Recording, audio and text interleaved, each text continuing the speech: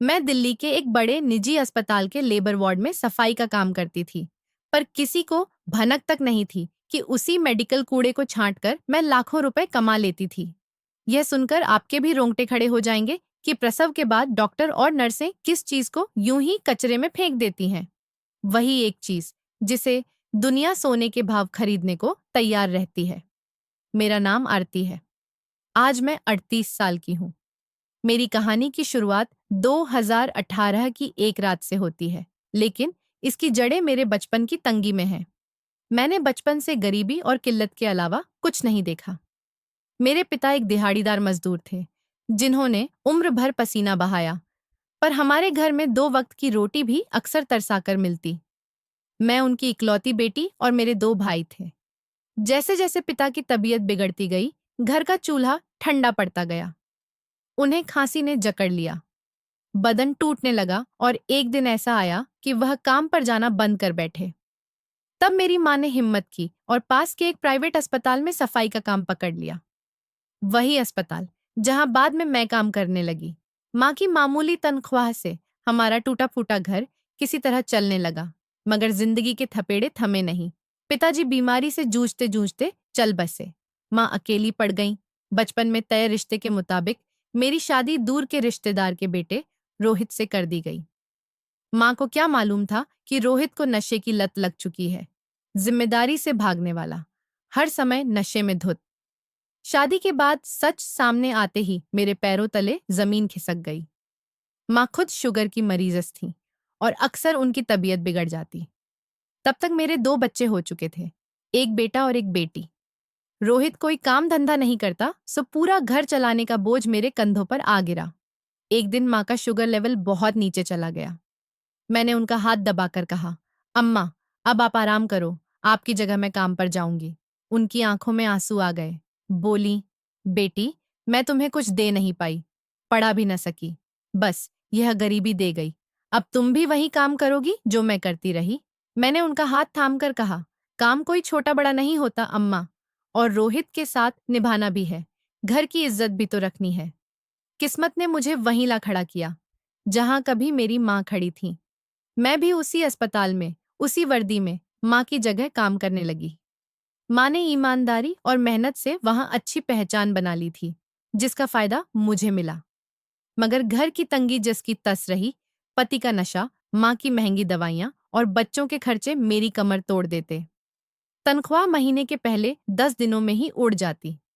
मेरी ड्यूटी ज्यादातर labour ward में होती। वहां फर्श पर झाड़ू पोंछा, गंदगी साफ करना, दवाइयों और डिसइंफेक्टेंट का स्प्रे करना, सब मेरी जिम्मेदारी। हर रोज खून, दवाओं और केमिकल की मिलीजुली गंध नथुनों में बस जाती। मुझे अपने बदन से भी वही बदबू आने लगी थी। लेबर वार्ड अजीब जगह है। कहीं नवजात की पहली रोने की आवाज गूंजती, कहीं किसी माँ की चीख, इधर खुशी के आतिशें, उधर उम्मीदों का ढह जाना। मुबारक हो दीदी, बेटा हुआ है। मैं अक्सर यही खुशखबरी देने के लिए मरीज के घर वालों तक दौड़ जाती।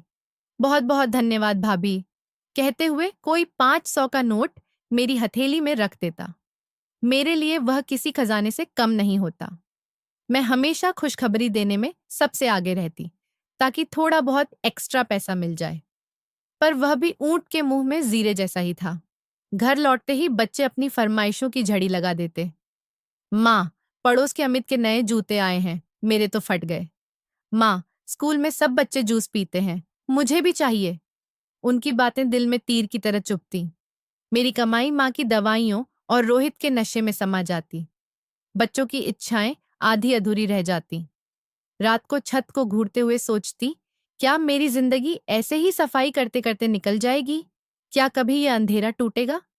तभी किस्मत ने करवट ली। ऐसा पलटा कि मुझे फर्श से उठाकर आसमान पर बिठा दे। पर यह नहीं जानती थी कि उसी कचरे में मेरी किस्मत छिपी है। वह रात जो मुझे कुछ ही दिनों में अमीर बना देगी, पर जिसकी कीमत मुझे उम्र भर चुकानी पड़ेगी।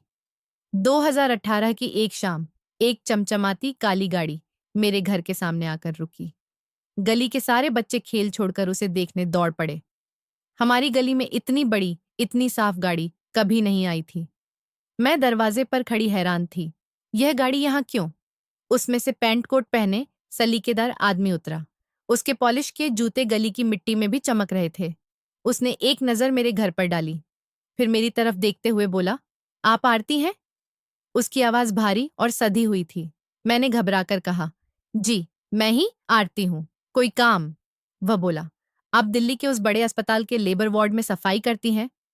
मेरा दिल धक धक करने लगा। उसे मेरी नौकरी का कैसे पता? मैंने सिर हिलाया। हाँ। कोई परेशानी? मैं डर रही थी कि कहीं अस्पताल से कोई शिकायत ना हो। लेकिन वह मुस्कुराया।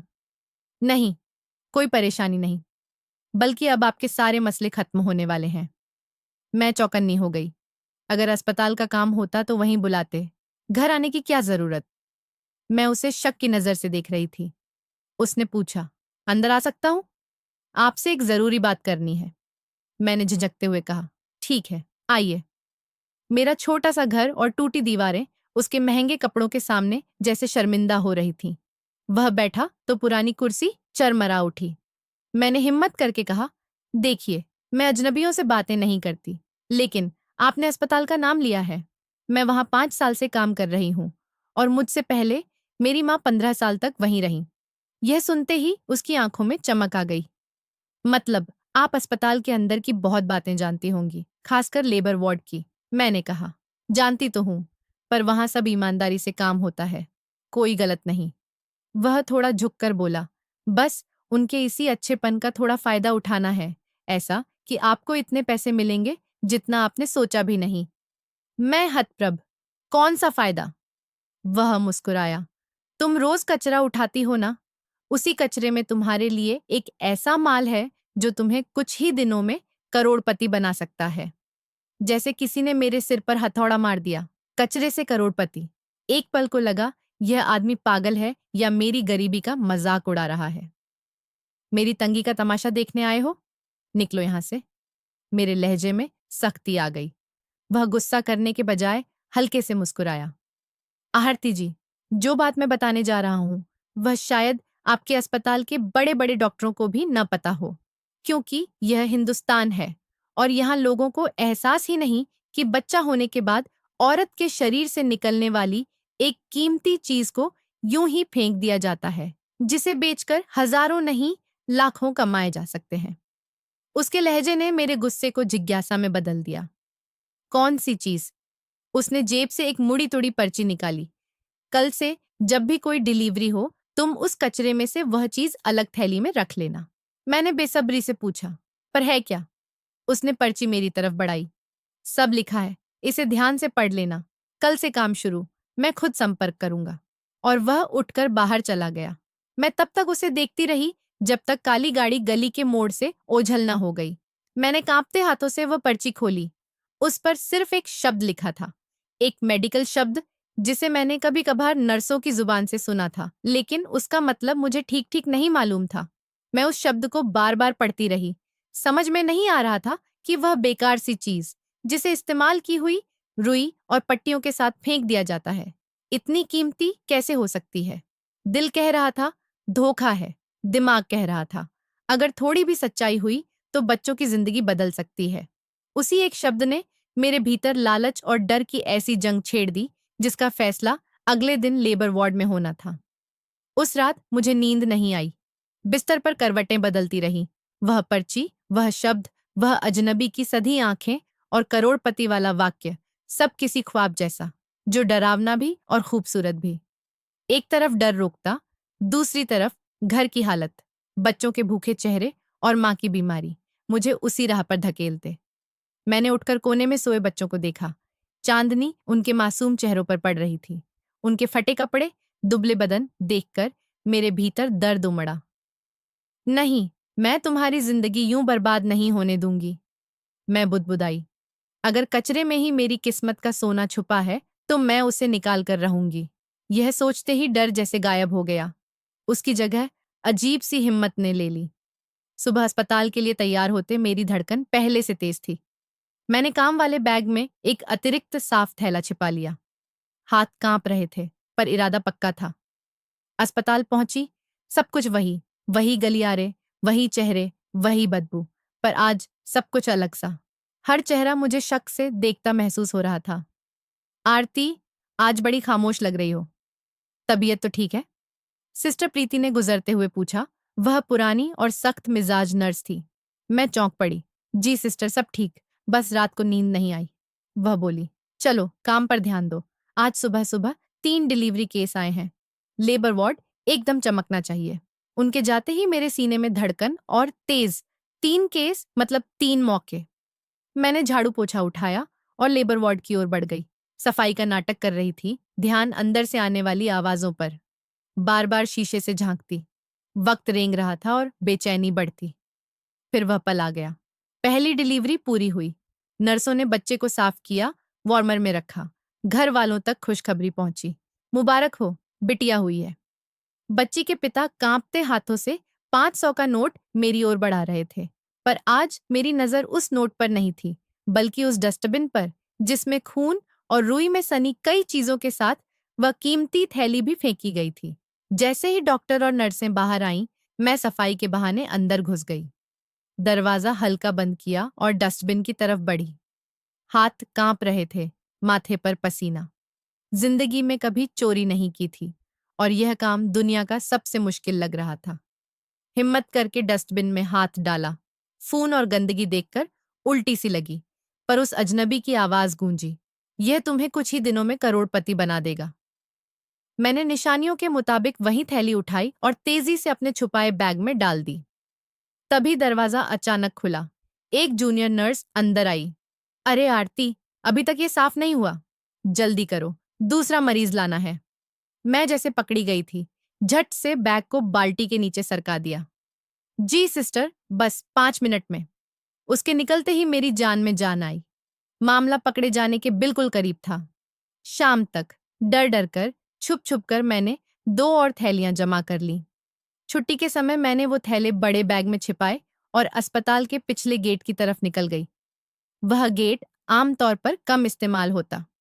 वहां पहुंचकर मैंने उसी नंबर पर कॉल किया जो उस आदमी ने दिया था। मैं पीछे वाले गेट पर हूं।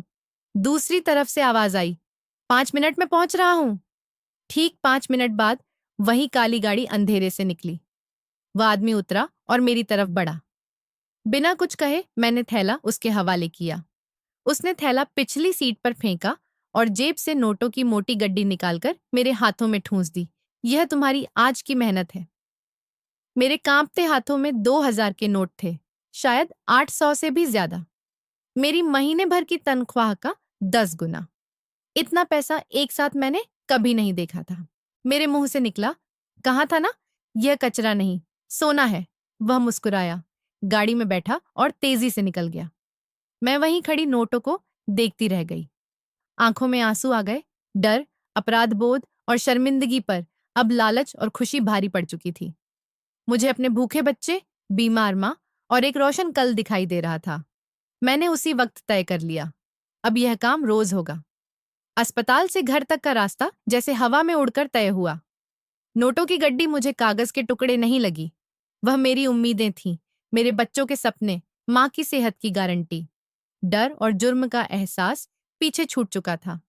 उसकी जगह एक अजीब सी नशे भरी खुशी ने ले ली थी। पहली बार लगा कि मैं मजबूर नहीं, ताकतवर हूं। घर जाने से पहले मैं सीधे उस मेडिकल स्टोर पर गई जहां से माँ की दवाइयां हमेशा उधार पर लेती थी। भाई साहब, माँ की शुगर और बीपी की दवाइयां दे दीजिए। दुकानदार ने ऊपर से नीचे तक देखा, रूखेपन से बोला, पहले पिछला 2,000 चुका दो, फिर दवा मिलेगी। मैं शांत रही, थैले से 2,000 निकाले और काउंटर पर सरका दिए। लो अपने पैसे, और अब पूरे 2 महीने की दवाइयां पैक कर दो। दुकानदार की आंखें फैल गईं, लहजा पलट गया। अरे जीजी, अभी देता हूं, आप बैठो जरा। आज पहली बार पैसों की ताकत का सही मतलब समझ आया। वहां से फल और सब्जियों की दुकान, वे सारे फल खरीदे जिनकी ओर मेरे बच्चे हमेशा हसरत से देखते थे। फिर राशन, महीने भर का। आखिर में बच्चों के कपड़ों की दुकान, नए कपड़े, चमकदार जूते। घर पहुंची तो दोनों हाथ थैलों से भरे थे। माँ देखो, बेटे ने शर्ट निकालकर खुशी से चिल्लाया। बेटी ने नए जूते सीने से लगा लिए। उनके चेहरों पर सच्ची खुशी देखकर मुझे लगा मैंने कोई गुनाह नहीं, बल्कि नेक काम किया है। माँ मुझे बाजू से पकड़कर कोने में ले गई, चेहरे पर खुशी के साथ चिंता। आरती, यह सब कहाँ से आया? कहीं से कर्ज तो नहीं लिया? हम गरीब हैं, पर उधार में नहीं जी सकते। इस सवाल के लिए मैं तैयार थी। नहीं माँ, अस्पताल वालों ने बोनस दिया है। कहा, तुम और तुम्हारी माँ सालों से ईमानदारी से काम कर रही हो, तो ये इनाम। मैंने सफाई से झूठ बोला। माँ को पूरा यकीन तो नहीं हुआ, पर वे शांत हो गईं। भगवान तेरा भला करे, कहते हुए सिर सहला दिया। इतने में रोहित, जो कोने में सो रहा था, शोर सुनकर उठ गया। नए सामान देखकर उसकी आंखों में लालच चमकने लगा। वाह, लगता है कहीं से माल हाथ लगा है। शाबाश, अब मुझे भी कुछ खर्चे के पैसे दे दो, दोस्त इंतजार कर रहे हैं। पहले मैं डरकर पैसे दे देती थी, पर आज मेरे भीतर नई आरती थी। कोई पैसा नहीं मिलेगा। मैंने ठंडे लहजे में कहा, यह पैसे बच्चों और माँ की दवाइयों के लिए हैं, तेरे नशे के लिए नहीं। वह गुस्से से झपटा। तेरी हिम्मत? हिम्मत पैसों से आती है, रोहित। मैंने आंख में आंख डालकर कहा और 500 का नोट उछाल दिया। यह ले, और आज के बाद पूरे दिन मुझे अपनी शक्ल मत दिखाना। वह कुछ देर घूरता रहा, फिर नोट उठाकर बड़बड़ाता हुआ निकल गया। आज मैंने सिर्फ पैसे नहीं कमाए थे, अपनी खोई इज्जत और आत्मविश्वास भी वापस पा लिया था। उस दिन के बाद यह मेरा रोज का काम बन गया। मैं हर दिन अस्पताल जाती, पर अब मकसद सिर्फ सफाई नहीं था। मैं एक शिकारी की तरह लेबर वार्ड के बाहर मंडराती, मौके का इंतजार करती। पहले दिन का डर अब आदत बन रहा था। मुझे पता था कि कब अंदर जाना है, कैसे नर्सों की नजर से बचना है, कैसे सफाई से काम निपटाना है। अब डस्टबिन मुझे गंदा नहीं, खजाने का बक्सा लगता। हर शाम पिछले गेट पर वही काली गाड़ी, मैं थैला देती, वह नोटों की गड्डी थमाता, और हम चुपचाप अपनी अपनी राह।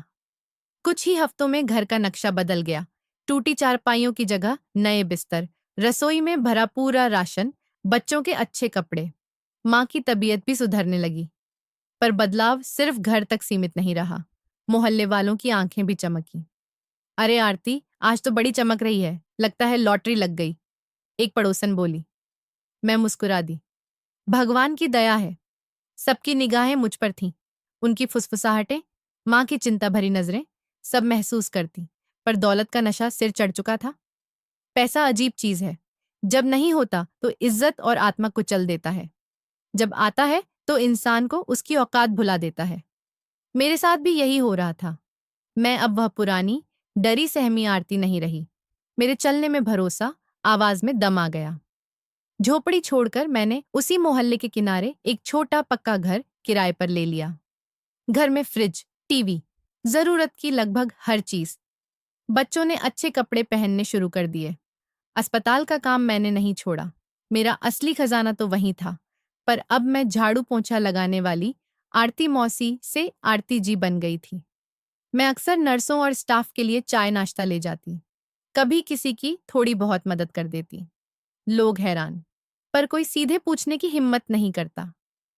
आरती जी, आप तो दिन ब दिन अमीर होती जा रही हैं, हमें भी बताइए, कौन सा जादू का डिब्बा हाथ लग गया? एक दिन एक वार्ड बॉय ने चाय पीते हुए मजाक किया। मैं मुस्कुरा दी। मेहनत करती हूं तो भगवान फल देता है। तुम भी करो, मिलेगा। पर अंदर ही अंदर मैं हर वक्त अनजाने डर में जी रही थी। जरा सी आहट पर नींद टूट जाती। अस्पताल में कोई घूर ले तो दिल धक से रह जाए। लगता जैसे कोई पीछा कर रहा है। दीवारों के भी कान हैं। एक दिन मैं रोज की तरह लेबर वार्ड की सफाई में लगी थी कि हेड नर्स मैट्रन फर्नांडिस अचानक अंदर आ गईं। वह बहुत सख्त और उसूलों वाली महिला थी। उनके आते ही स्टाफ सिमट जाता। आरती, ये डस्टबिन अभी तक भरा क्यों है? जानती हो, इससे संक्रमण फैल सकता है, उन्होंने सख्त लहजे में कहा। उसी डस्टबिन में मेरा सामान भी पड़ा था। खून जैसे जम गया। जी मैडम, उठाने ही लगी थी। दूसरी मरीज की हालत खराब थी तो वही मदद कर रही थी। मैं हड़बड़ाई। उन्होंने शक भरी नजर से मुझे और फिर डस्टबिन को देखा। आजकल तुम्हारा ध्यान काम पर कम, इधर उधर ज्यादा है। याद रखना, ये अस्पताल है, तुम्हारा घर नहीं। यहाँ छोटी गलती भी किसी की जान ले सकती है। यह कहकर वो निकल गई। उनके जाते ही मैंने गहरी सांस ली। पैर कांप रहे थे। अब तक का सबसे बड़ा खतरा। उस झटके ने मुझे और सावधान कर दिया, पर अंदर का लालच कम नहीं हुआ। पैसे ने घर का समीकरण भी बदल दिया। रोहित अब ना झगड़ता, ना हाथ उठाने की हिम्मत करता। उसे मालूम था कि उसकी दारू और अय्याशी अब मेरे पैसों पर टिकी है। वह गीदड़ की तरह आगे पीछे घूमता। आरती, आज दोस्तों के साथ पार्टी है, 1002 दे दो। एक शाम बोला। मैंने टीवी से नजर नहीं हटाई। पार्टी किस खुशी में? तुमने कौन सा कोई काम कर लिया? उसने चापलूसी की। जानू, जो तुम कमाती हो वह मेरा ही तो है, थोड़ा बहुत हक बनता है ना? मैंने ताव से देखा। तुम्हारा कोई हक नहीं, यह मेरी मेहनत की कमाई है। फिर सोचा, इससे झगड़ना बेकार। मैंने पर्स से कुछ नोट निकाले और उसकी ओर उछाल दिए। और आइंदा मुझसे इस तरह बात मत करना। वह पैसे उठाकर चुपचाप खिसक गया। घर में ताकत का पलड़ा अब मेरी ओर झुक चुका था। पर माँ मेरी इस बदली हालत से खुश नहीं थी। वह अक्सर चिंता और उदासी से मुझे देखती। रात को बच्चों के सो जाने के बाद एक दिन मेरे पास आकर बोली, बेटी, सच सच बता, इतना पैसा कहाँ से आ रहा है? वह बोनस वाली बात मेरे गले नहीं उतरती। मुझे डर लगता है कि कहीं तू गलत राह पर तो नहीं। मैं उनकी आंखों में आंख नहीं मिला पाई। माँ, बेवजह परेशान मत हो, सब ठीक है। तुम बस अपना ख्याल रखो। हमने बहुत गरीबी देखी है, अब अच्छे दिन आए हैं तो उनकी कदर करो। माँ की आंखें भर आईं। बुरे पैसों से आए अच्छे दिन कभी सुकून नहीं देते। तुम्हारी आंखों में पुरानी मासूमियत नहीं, एक डर दिखता है। बता दे, देर ना हो जाए। मैं बिना बोले अपने कमरे में चली आई। माँ के आंसुओं ने दिल पर चोट की, पर अब लौटने की राह बंद हो चुकी थी। मैं उस दलदल में गले तक धंस चुकी थी जहां से निकलना मेरे बस में नहीं था। कुछ महीनों में मैं खूब अमीर हो गई। वह सब मिल गया जिसका मैंने कभी ख्वाब भी नहीं देखा था। किराए का घर छोड़कर एक छोटा सा मकान खरीद लिया। झोपड़ी वाली जिंदगी अब याद भर रह गई। पर काम छोड़ा नहीं। लालच रोज लेबर वार्ड की तरफ खींच लाता। मैं अब भी उसी साधारण कपड़े में जाती ताकि किसी को शंका न हो। दिन में सफाई, और जैसे ही वह चीज हाथ लगी बैग में, और शाम को वैसी ही काली गाड़ी में बैठा वही आदमी थैला देकर पैसे लेकर लौट आना। वह आदमी मेरा मददगार भी था और सबसे बड़ा डर भी। महीनों में हमारे बीच काम के अलावा कोई बात नहीं हुई। पर एक शाम जब मैंने थैला दिया और उसने गड्डी थमाई, मैंने हिम्मत की। साहब, एक बात पूछूं? उसने देखा। पूछो। आखिर इस कचरे का करते क्या हो? यह इतना कीमती क्यों? वह पल भर चुप रहा, फिर मुस्कुराया। तुम्हें पैसों से मतलब है या डिटेल से? ज्यादा मत जानो। इतना समझ लो, यह माल दूसरे देश जाता है जहां लोग अच्छे दाम देते हैं। लेकिन क्यों? मैंने फिर पूछा। वह बोला, एक इंसान का कचरा दूसरे इंसान का खजाना होता है। यह कहकर शीशा ऊपर कर लिया और निकल गया। उसका जवाब दिमाग में सवाल छोड़ गया। मैं जितना इस खेल में फंसती, उतना ही डर और बेचैनी बढ़ती। अस्पताल में माहौल बदल रहा था। सबको मालूम होने लगा कि मैं अचानक अमीर कैसे हुई। डॉक्टर और नर्सें रोककर पूछताछ सी करने लगती। सबसे ज्यादा तो सिस्टर प्रीति, उनकी नजरें हरदम मुझ पर टिकी रहती। वह अक्सर मुझे लेबर वार्ड के आसपास यूं ही घूमते पकड़ लेती। आरती, तेरी ड्यूटी तो सुबह की शिफ्ट में खत्म, फिर इस वक्त यहाँ क्या कर रही? एक दोपहर उन्होंने गलियारे में रोक लिया। वो, मैं घर जा रही थी, सोचा पूछ लूं कोई काम तो नहीं। मैं घबराई। उन्होंने तंज कसते हुए मुस्कुराया। काम तो तू आजकल बहुत करती है, इतना कि तेरी झोपड़ी अब मकान बन गई। हमें भी तो दिखा कभी। उनके लहजे में छिपा शक मेरे दिल में खतरे की घंटी बजा गया। मैंने बात घुमाई। सिस्टर, जिसे भगवान देता है उसे छप्पर फाड़ कर देता है। गरीब के मुंह पर भी कृपा हो गई तो अजीब क्या? उन्होंने आंखें तरेरी। अजीब तो यह है, आरती, कि भगवान की कृपा सिर्फ लेबर वार्ड के डस्टबिन पर ही क्यों बरसती है? मेरे पैरों तले से जमीन खिसक गई। क्या उन्हें सब पता? मैं बिना जवाब दिए वहां से निकल आई। पहली बार लगा, अब मेरा खेल खत्म होने वाला है। घर पहुंची तो माँ पूजा की चटाई पर बैठी थी। आंखों से आंसू बह रहे थे। मुझे देखते ही उन्होंने हाथ जोड़कर आकाश की तरफ देखा। हे भगवान, अगर मेरी बेटी गलत राह पर चली गई है, अगर यह पैसा बुरे काम से आ रहा है, तो इसे सद्बुद्धि दे या इसे दलदल से निकाल ले। उनके शब्द मेरे सीने में तीर की तरह ढस गए। माँ, ये क्या कह रही हो? अपनी ही बेटी के लिए ऐसी बातें? मैं चीखी। वह खड़ी हो गई, आंखों में ममता की जगह गुस्सा। हाँ, क्योंकि मैं किसी चोर और पापिन की मां नहीं बनना चाहती। सच बता, यह पैसा कहाँ से आ रहा? वरना मैं कल खुद अस्पताल जाकर सबसे पूछूंगी। यह सुनकर मैं टूट गई। उनके पैरों में गिरकर रो पड़ी। माँ, माफ कर दो, मैं मजबूर थी। बच्चों को भूखा नहीं देख सकती थी। तुम्हें बिना दवा तड़पते नहीं देख सकती थी। माँ ने सख्ती से कहा, मजबूरी इंसान से पाप नहीं करवाती, आरती लालच करवाता है। कहते हुए उन्होंने मुझे झटक दिया। वह रात मैं सो न पाई। माँ की बातें, सिस्टर प्रीति की शक भरी नजरें और उस अजनबी की बातें सब हथौड़े की तरह दिमाग पर। अगले दिन भारी दिल से अस्पताल पहुंची।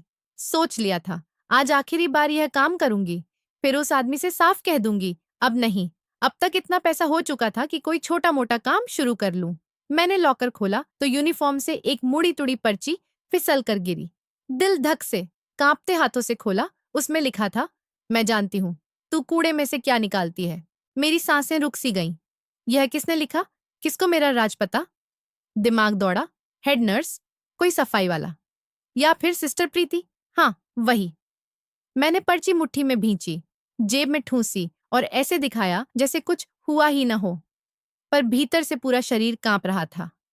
यूनिफॉर्म बदलकर काम में लग गई, पर ध्यान किसी और तरफ। नजरें बार बार सिस्टर प्रीति को ढूंढती। वह नर्सिंग स्टेशन पर बाकी नर्सों के साथ हंस रही थी, चेहरा बिल्कुल सामान्य। क्या यह मेरा वहम है? किसी ने मजाक किया? उस दिन मैंने लेबर वार्ड की तरफ जाने की हिम्मत नहीं की। दूसरे वार्डों में सफाई करती रही, पर हर वक्त लगता कोई पीछे खड़ा है, कोई नजर मुझ पर है। हर आवाज पर दिल उछल जाता। अस्पताल की इमारत आज जेल जैसी लग रही थी। ड्यूटी खत्म होते ही कपड़े बदले और जल्दी से निकलने लगी। तय कर लिया था, आज उस काली गाड़ी वाले से नहीं मिलूंगी। कुछ दिन का ब्रेक, जब तक मामला ठंडा न पड़ जाए। मैं अस्पताल के पिछले सुनसान गलियारे से गुजर रही थी, तभी पीछे से आवाज आई, आरती। यह सिस्टर प्रीति थी। मैं पलटी। वह सामने, चेहरा गंभीर। रुको, मुझे तुमसे बात करनी है। मेरा खून सूख गया। जी सिस्टर, ड्यूटी खत्म, घर जाना है, बच्चे अकेले हैं। मैंने बहाना किया।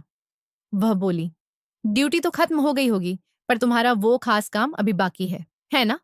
उनका लहजा ठंडा और कड़ा था। अब समझ गई, बचना मुमकिन नहीं। मैं चुपचाप सिर झुकाए खड़ी रही। कल मैं तुम्हें अस्पताल के पीछे उस काली गाड़ी वाले के पास देख रही थी। कौन है वह जो सामने के दरवाजे से नहीं आता? मेरी आंखों से आंसू बह निकले। मैं दीवार से टिककर बैठ गई और फूट फूट कर रो पड़ी। सिस्टर, प्लीज किसी को मत बताइए, मैं बर्बाद हो जाऊंगी, मेरे बच्चे अनाथ हो जाएंगे। वह मेरे पास आकर बैठी। अब उनके लहजे में सख्ती की जगह जिज्ञासा। मैं किसी को नहीं बताऊंगी, अगर तू सच सच बता दे, आखिर उन थैलियों में क्या है जिन्हें तू छिपा कर ले जाती है? तू अचानक अमीर कैसे हुई? हिचकियों के बीच में बोली, सिस्टर, जब आप लोग किसी औरत की डिलीवरी करती हैं, तो डिलीवरी के बाद जो झिल्ली यानी प्लेसेंटा कूड़े में फेंक दिया जाता है, मैं वहीं चुराकर बेचती हूँ। ये सुनते ही सिस्टर प्रीति के चेहरे पर घृणा और हैरानी छा गई। पागल हो गई है? वह तो गंदा फालतू हिस्सा होता है, उसे कौन खरीदेगा? मैंने धीमे कहा, मुझे नहीं पता सिस्टर, बस उस आदमी ने कहा कि यह बहुत कीमती है। और क्यों? उसने बताया था, इसी झिल्ली से बड़ी बड़ी कंपनियां क्रीम और इंजेक्शन बनाती हैं, वही जो अमीर औरतें झुर्रियां मिटाने और जवान दिखने के लिए लगाती हैं। प्लेसेंटा आधारित एंटी एजिंग प्रोडक्ट्स। सिस्टर प्रीति के चेहरे पर सन्नाटा, आंखों में हैरानी, घिन और सदमा साथ साथ। वह सुन रही थी एक ऐसी सच्चाई जिसे उन्होंने कभी सोचा भी न था। जो चीज वे रोज गंदगी समझकर फेंक देती, वही असल में लाखों का सोना, जो एक औरत के शरीर से निकलकर दूसरी औरत के चेहरे की खूबसूरती बढ़ाने में काम आता है। राज खुल चुका था। उनके चेहरे पर शक और हैरानी की लहरें बदलने लगी। मैं उनके कदमों में बैठी, अपनी किस्मत के फैसले का इंतजार कर रही थी। अब वे मैनेजमेंट को बुलाएंगी, पुलिस आएगी, सब खत्म। पर उनकी खामोशी लंबी होती जा रही थी। वह मुझे नहीं, सामने की दीवार को घूर रही थी, जैसे किसी गहरी सोच में हो। तो तुम कह रही हो कि यह चीजें झुर्रियां मिटाती हैं? आखिर उन्होंने खामोशी तोड़ी। आवाज में गुस्सा नहीं, एक ठंडी सी सिसकारी, और शायद मन ही मन यह जोड़, और इससे लाखों मिलते हैं। मैं रोते हुए सिर हिला दी। जी सिस्टर, मैंने सब सच बता दिया। जो सजा देंगी मान लूंगी, बस मेरे बच्चों का ख्याल रखिएगा। मेरी विनती से उनका ध्यान जैसे हटा रहा। उनका मन कहीं और था। वह आदमी हर थैली के कितने पैसे देता है? तुम दिन में कितना जमा कर लेती हो? उनका सवाल मुझे सन्न कर गया। सजा की जगह हिसाब किताब। डर के साए में मैंने सब उगल दिया। हर थैली के 20 से 25 हजार। जिस दिन केस ज्यादा हो उस दिन कुल मिलाकर लाख तक भी बन जाते हैं। एक दिन में कभी कभी लाख तक। यह शब्द उनके होंठों से फुसफुसाहट बनकर निकले। अचानक उनके चेहरे पर वही लालच झलक पड़ा जो महीनों पहले मेरे चेहरे पर था। उनकी निगाहें अपने हाथों की लकीरों और छोटी छोटी झुर्रियों पर टिक गईं। मुझे महसूस हुआ उनके दिमाग में भी वही जंग चल रही है जो कभी मेरे दिमाग में थी। वह अपने तरीके से सख्त लेकिन ईमानदार नर्स थी, पर शायद जरूरतें उस ईमानदारी पर भारी पड़ रही थीं। शायद उनके भी कुछ अधूरे सपने थे जिन्हें छोटी तनख्वाह में पूरा नहीं किया जा सकता था। लंबी खामोशी के बाद उन्होंने गहरी सांस ली, मेरी ओर देखा, आंखों में न दया न गुस्सा, बस एक ठंडी कारोबारी चमक। उठो आरती, आंसू पोंछो, तुम्हें कोई सजा नहीं मिलेगी। मैं हक्का बक्का, क्या मतलब? मतलब यह कि कल से यह काम तुम अकेली नहीं करोगी। यह वाक्य मेरे लिए पहले वाले खुलासे से बड़ा झटका था। समझ नहीं पाई। सिस्टर प्रीति उठी, मेरा हाथ पकड़ा।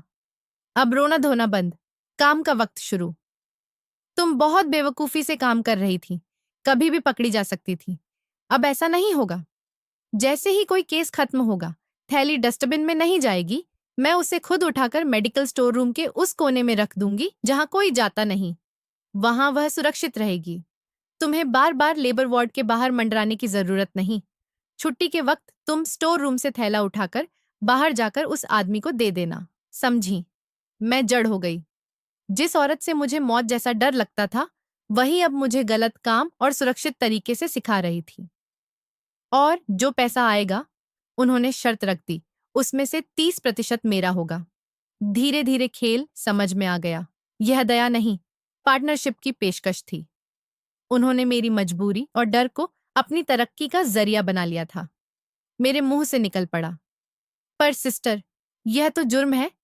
वह कटु खाली सी हंसी हंसी। जब तू अकेली लाखों कमा रही थी, तब जुर्म नहीं था। अस्पताल वाले इन कीमती चीजों को जला देते हैं। अगर यह किसी के काम आकर हमें कुछ पैसे दे रही है तो बुरा क्या। हम किसी का हक नहीं छीन रहे, बस अपना हिस्सा ले रहे हैं। मेरे पास मना करने का रास्ता नहीं था। मैं जानती थी, मैंने इनकार किया तो वह 1 मिनट में मैनेजमेंट को बता देंगी। मैंने शिकारी से बचकर दूसरे ज्यादा खतरनाक शिकारी के पास पनाह ली। ठीक है सिस्टर, मैंने दबे स्वर में कहा। मंजूर है। उन्होंने कंधे पर थपकी दी। अब घर जाओ, फिक्र मत करो, कल से हमारा नया काम शुरू। उस दिन जब मैं अस्पताल से निकली, मैं अकेली नहीं थी। मेरे साथ अब उस गलत काम में एक और शामिल हो चुकी थी, एक पढ़ी लिखी सीनियर नर्स। हमारा यह नापाक साथ किस मंजिल तक जाएगा मुझे नहीं पता था, पर एक बात साफ थी, खतरा और कमाई दोनों दोगुने होने वाले थे। सिस्टर प्रीति की पहुंच और सिस्टम की जानकारी से हमारा काम अब ज्यादा साफ सुथरा और कम जोखिम वाला हो गया। वह जानती थी कौन सा कॉरिडोर कब खाली रहता है, किस डॉक्टर की ड्यूटी कब बदलती है, किस स्टोर रूम की चाबी कहाँ लटकती है। अब मुझे दिन भर लेबर वार्ड के बाहर घूमने की जरूरत नहीं। प्रीति खुद सामान सुरक्षित जगह पहुंचा देती और मैं छुट्टी के वक्त उसे उठा लेती। पैसा पानी की तरह बहने लगा। जहां पहले मैं रोज कुछ सैकड़े पाती थी, अब रकम 1 से 1.5 लाख मासिक तक पहुंचने लगी, क्योंकि सिस्टर प्रीति अपनी पहुंच से दूसरे ऑपरेशन थिएटरों से भी कीमती माल निकालने का रास्ता निकाल लेती थी। हमने तय किया, कुल रकम का 40% अब सिस्टर प्रीति का और 60% मेरा, क्योंकि बाहर वाले आदमी से संपर्क और सौदा करने की जिम्मेदारी और सबसे बड़ा जोखिम अब भी मेरे सिर। दौलत ने मेरी जिंदगी पूरी तरह बदल दी। मैंने एक छोटी कार ले ली। मेरे बच्चे शहर के अच्छे स्कूल में पढ़ने लगे। माँ के इलाज के लिए शहर के बड़े डॉक्टर को दिखाया। पर माँ अब भी खुश नहीं। वे मेरी दी हुई सहूलियतें इस्तेमाल करती, पर आंखों में मेरे लिए मायूसी और डर। आरती, यह सब कब तक? जिस चीज की बुनियाद कमजोर हो वह देर तक टिकती नहीं। मैं हर बार टाल देती, हाँ चिंता मत करो, मैं सब संभाल लूंगी। उधर सिस्टर प्रीति की जिंदगी भी बदली। पुरानी मोटरसाइकिल बेचकर कार, महंगे कपड़े, ब्रांडेड पर्स, अचानक आया ये बदलाव अस्पताल में सबकी नजरों में चुभने लगा। लोग पीठ पीछे बातें करने लगे। लगता है इनकी भी लॉटरी लग गई। हमारे बीच दोस्ती नहीं, सिर्फ कारोबार। काम के समय बातें, हिसाब और अगली चाल। लालच हम दोनों पर हावी। आरती, ये आदमी हमें बहुत कम देता है। एक दिन प्रीति बोली, यह माल बाहर लाखों में बिकता होगा और हमें सिर्फ हजारों। नया खरीदार ढूंढना चाहिए। नहीं सिस्टर, यह बहुत खतरनाक होगा। मैंने तुरंत मना किया। जितना मिल रहा कम है क्या? ज्यादा लालच नुकसान देगा। वह झुंझलाई। तू हमेशा डरती रहती है, इसीलिए सारी जिंदगी ऐसे ही करती रही। पैसा कमाने के लिए हिम्मत चाहिए। फिर वही दिन आया जिसका मुझे डर था। मैनेजमेंट ने सिक्योरिटी बढ़ाने के लिए हर कॉरिडोर, खासकर स्टोर रूम और पिछले गेट पर नए सीसीटीवी कैमरे लगवा दिए। यह खबर हमारे लिए बम से कम नहीं थी। सिस्टर, अब यह काम तुरंत बंद। ये कैमरे हमें पकड़वा देंगे। हमारे पास इतना पैसा है कि इज्जत से जी लें। मैं घबरा उठी। पागल मत बन, उन्होंने मुझे झिड़का। पैसा कभी भी काफी नहीं होता और इन कैमरों का भी रास्ता निकल आएगा। मैं उनके ब्लाइंड स्पॉट्स जानती हूँ, चिंता छोड़। मगर मुझे पता था हमारे जाल की गांठ कस रही है। ये ऊपर से चेतावनी थी जिसे प्रीति अपने लालच में समझ नहीं रही। उसी हफ्ते एक दिन अस्पताल में डिलीवरी केस बहुत ज्यादा थे और हमारे पास माल भी खूब जमा। प्रीति, जो आमतौर पर बहुत सावधान रहती, उस दिन लालच और जल्दबाजी में बड़ी गलती कर बैठी। उन्होंने सारा सामान अलग अलग थैलियों में रखने के बजाय एक बड़े मेडिकल वेस्ट बैग में ठूंसा ताकि जल्दी काम निपट जाए। जब वह स्टोर रूम से वह बड़ा बैग लेकर निकली तो एक जूनियर नर्स ने उन्हें देख लिया। उसने नमस्ते की और गुजर गई, पर उसके मन में सवाल रह गया। सिस्टर प्रीति अकेले इतना बड़ा बैग क्यों ले जा रही हैं? उस शाम जब मैं काली गाड़ी वाले से मिलने पीछे के गेट पर पहुंची, वह बहुत घबराया दिखा। जल्दी करो, यहाँ सिक्योरिटी बहुत सख्त हो गई है। हर जगह कैमरे। मुझे लगता है यह हमारी आखिरी डील हो सकती है। उसने पैसे मेरे हाथ में ठूंसे और तेजी से निकल गया। उसकी बात दिल में उतर गई। आखिरी डील? मुझे यकीन होने लगा कि हमारा खेल अब खत्म होने ही वाला है। उधर उसी शाम उस जूनियर नर्स ने मैट्रन फर्नांडिस को सब बता दिया। मैट्रन फर्नांडिस को पहले से ही मुझ पर और सिस्टर प्रीति पर शक था। उन्होंने तुरंत मैनेजमेंट से बात कर अस्पताल के पिछले दिनों की सीसीटीवी फुटेज निकलवाई। छोटे छोटे मॉनिटर्स पर हमारा पूरा खेल किसी फिल्म की तरह चल रहा था। फुटेज में साफ दिख रहा था कि डिलीवरी के बाद सिस्टर प्रीति सीधे लेबर वार्ड से मेडिकल स्टोर रूम जाती है और थोड़ी देर बाद एक बड़ा बैग लेकर बाहर निकलती है। फिर कुछ घंटे बाद मैं उसी स्टोर रूम में जाती हूँ और वही बैग उठाकर पिछले गेट से बाहर निकलती हूँ। यह सिलसिला कई दिनों की रिकॉर्डिंग में दोहराता दिखा। जो हम सुरक्षित समझ रहे थे, वह दरअसल चारों तरफ से कैमरों में कैद हो चुका था। अगले दिन जब मैं अपना बैग लेकर पिछले गेट की ओर बढ़ी, भीतर ही भीतर मेरा मन डूब रहा था। जैसे ही मैंने गेट पार करने को कदम बढ़ाया, 2 सिक्योरिटी गार्ड्स और मैट्रन फर्नांडिस ने मुझे घेर लिया। आरती, इस बैग में क्या है? मैट्रन की आवाज ठंडी और कड़ी थी। मेरी दुनिया एक पल को घूम गई। मेरे हाथ से बैग छूटकर गिर पड़ा और अंदर की खून सनी थैलियां फिसलकर बाहर बिखर गईं। गार्ड ने नफरत और घृणा से मुंह फेर लिया। मुझे समझ आ गया, खेल खत्म हो चुका था। मैं वहीं जमीन पर धप्पे से बैठ गई और रोने लगी। सिस्टर प्रीति को अस्पताल के निदेशक के दफ्तर में बुलाया गया। उन्होंने पहले तो झूठ और बहाने बनाने की भरपूर कोशिश की। यह तो बायोमेडिकल वेस्ट था, मैं बस शिफ्ट कर रही थी। लेकिन जब उनके सामने फुटेज चला दी गई तो उनका सारा आत्मविश्वास चकनाचूर हो गया। उनकी तीखी आवाज पूरे फ्लोर तक सुनाई दे रही थी। मैनेजमेंट ने पुलिस बुला ली।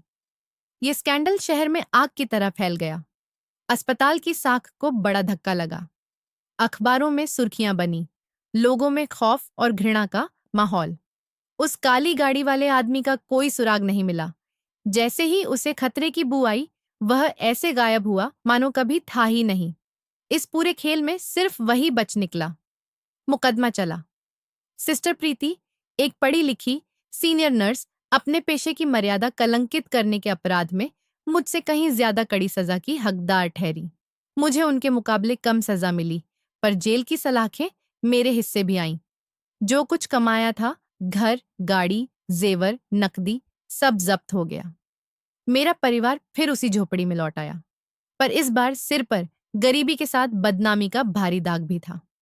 माँ उस सदमे से और बीमार पड़ गईं, और मेरे बच्चे मेरी गलती की सजा समाज की तानों के रूप में भुगतते रहे।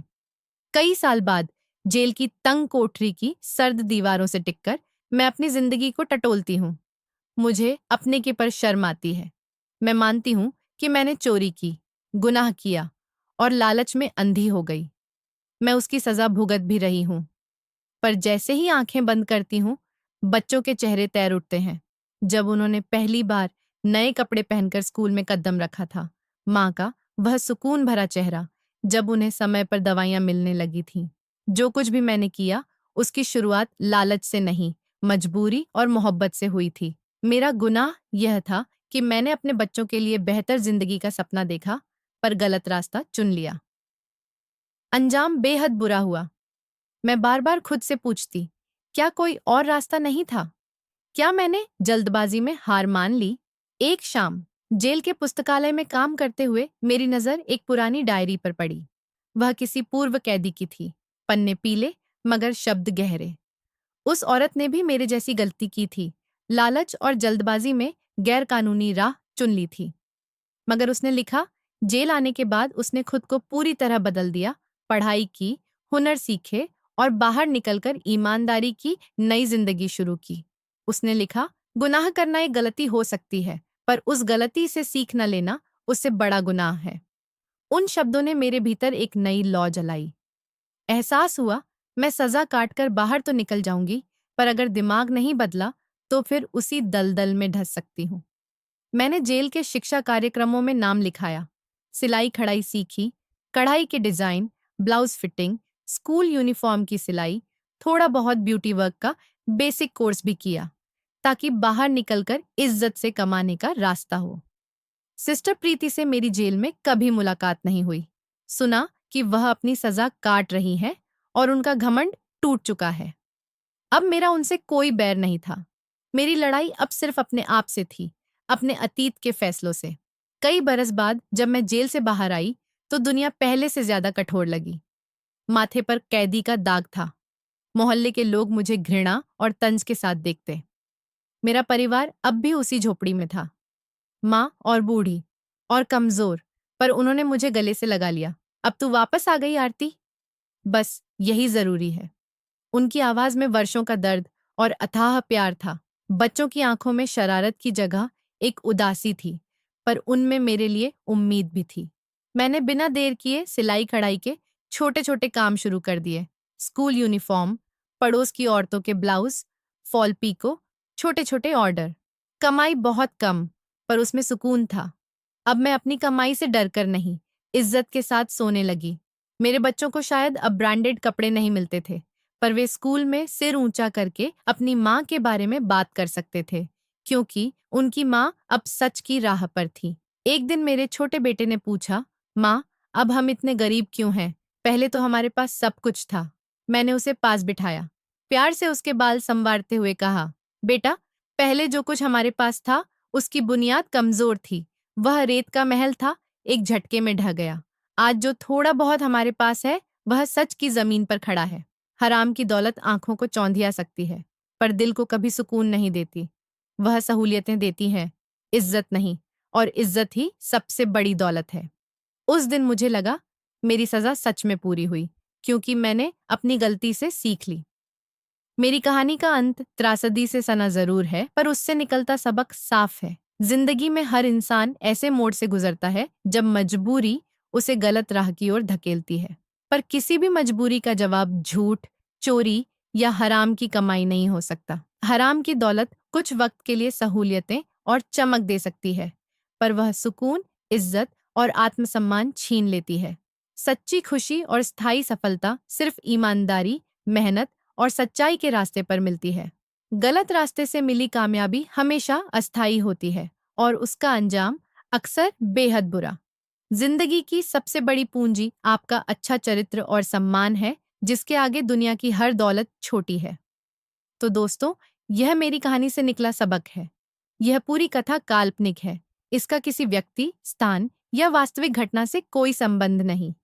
इसका उद्देश्य केवल मनोरंजन, शिक्षा और सस्पेंस पर आधारित कहानी प्रस्तुत करना है। तो दोस्तों, यह थी आज की कहानी। इस कहानी पर आपकी क्या राय है? कमेंट में जरूर लिखिए। अगर आपको कहानी पसंद आई हो तो वीडियो को लाइक करें, चैनल को सब्सक्राइब करें और बेल आइकन दबाकर ऑल पर सेट कर लें ताकि नए वीडियो की सूचना आपको तुरंत मिल सके। साथ में हाइप भी करें और बताइए आप किस शहर से यह कहानी सुन रहे हैं। कमेंट में अपने शहर का नाम लिखना न भूलें। धन्यवाद दोस्तों।